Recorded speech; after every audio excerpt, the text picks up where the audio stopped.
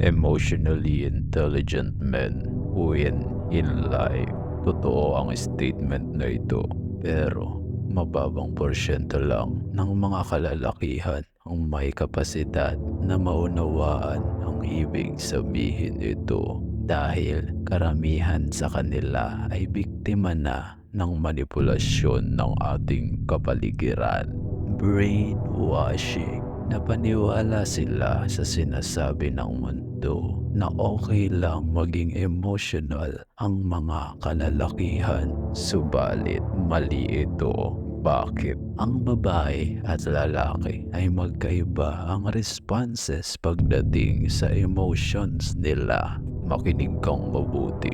Most women act solely based on their emotions. Karamihan sa kanilang mga kilos at desisyon ay bunga ng kanilang emosyon, at normal lang ito sa kanila because they are naturally more emotional than men. Kapag sila ay nasaktan, they often cry out pain dahil iyon ang kanilang natural feminine response. Ngunit ibahin mo ang mga kalalakihan. Unlike women, hindi maaaring maging emotional ang mga kalalakihan at kumilos ng base sa sinasabi ng emotions nila, dahil delikado ito. Men must learn how to control their emotions. Bilang isang lalaki, mahalaga na hindi ka basta-basta madadala ng emosyon mo sa maraming bagay.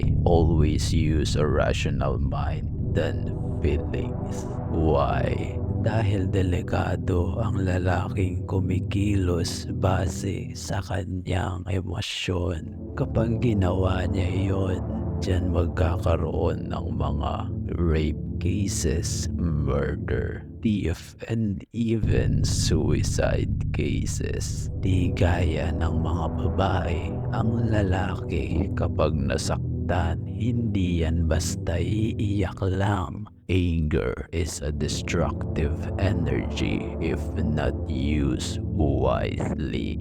Dahil sa galit at sakit na nararamdaman niya, maaari siyang makagawa ng desisyon na pwede niyang pagsisihan sa huli kung hahayaan niyang lamunin siya ng emosyon niya. Ang mga kaso gaya ng murder, rape, at suicide ay ilan sa halimbawa ng mga pangyayari kapag hinayaan mo ang isang lalaki ay kumilos base sa emosyon nito. Halimbawa, ang isang lalaking may mahinang emotional control ay mataas ang posibilidad na magpadala sa emosyon ng pagnanasa. Sa huli, kapag hindi na niya makayanan ang tawag ng laman, susundin niya ang init na kanyang nararamdaman at gagawa ng bagay na kanyang pagsisisihan habang buhay. Gaya rin ng isang lalaking magagalitin, ang tulad niya ay may poor emotional control. Mabilis siyang magalit dahil hindi niya kayang kontrolin ang emosyon na ito. Sa huli, maaari niyang maipahamak o mapatay ang taong kinagagalitan niya o kahit sinong tao na nasa paligid niya.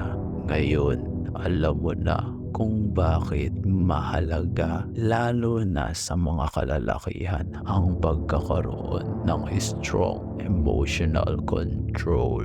Sa kabilang banda naman, malaki ang advantage ng mga lalaking may strong emotional control dahil nagagamit din nila ito sa kanilang business at career advantage. Halimbawa, mataas ang tsansang malugi ang isang businessman na emotions ang pinaiiral kaysa rational thinking. Anumang uri ng business ay overwhelming sa karamihan ng tao. At kapag hinayaan mong ma-overwhelm ang emotions mo ng pressure ng business mo, maaari kang makapagdesisyon ng mali dahil hindi ginamitan ng rational mind. Kaya marami ding successful businessman ang bigla na lang nalugi. Ito ay dulot ng hindi pagdedesisyon ng